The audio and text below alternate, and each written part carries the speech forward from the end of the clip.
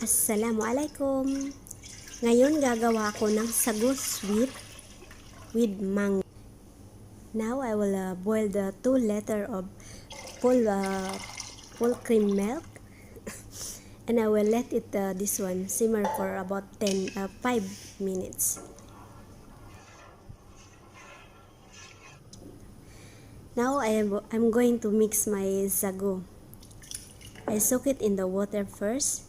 And now, I'm going to mix it nicely with the hot milk, with the boiling milk. Mix it slowly.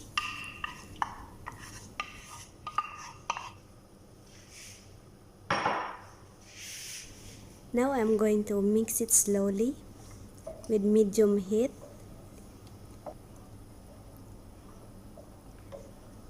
Haluin din natin siyang maigi para hindi siya magdikit-dikit. Ayan, sticky na siya. Already sticky but still not cooked. We'll keep doing it.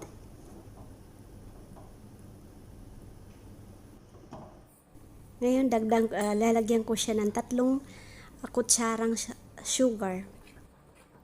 Paghaluin natin siya ng maigi.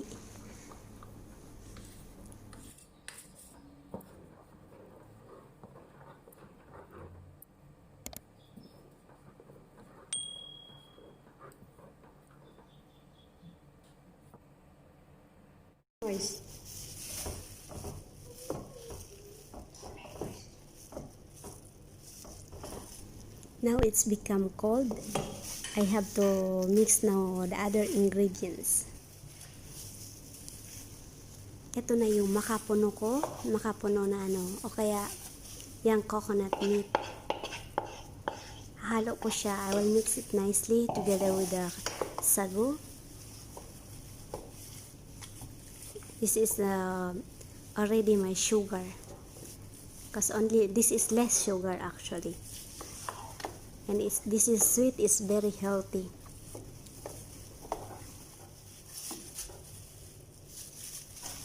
Now I'm going to add my mango.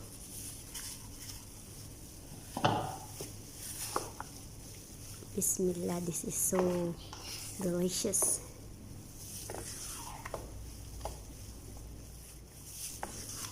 And also you taste it if this one, kung matamis na ba siya sa inyong panlasa. Pag hindi pa rin siya kung sa tingin nyo hindi siya matamis sa inyong panlasa, pwede nyo siyang additional ng konting sugar.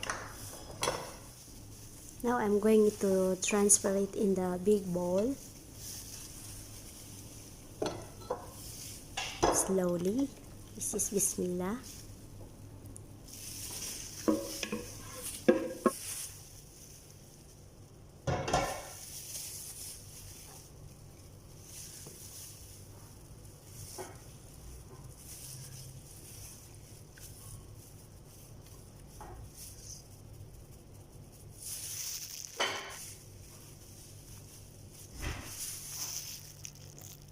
Yan, paghaluing maigi.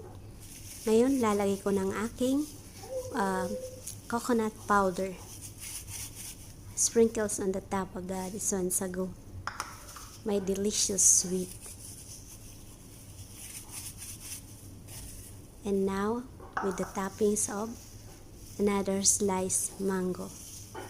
I didn't put all the 3 cups of mango. I just add the 2 cup and I keep this one, I keep one more this one, one cup for my this one design on the top of the sago.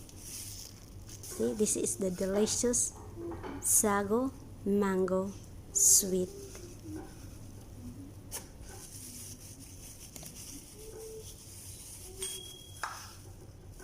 And also I still do a little sprinkle of coconut powder from top.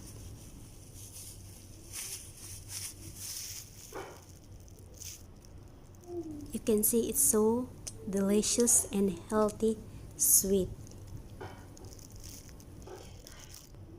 It's so yummy for my tummy.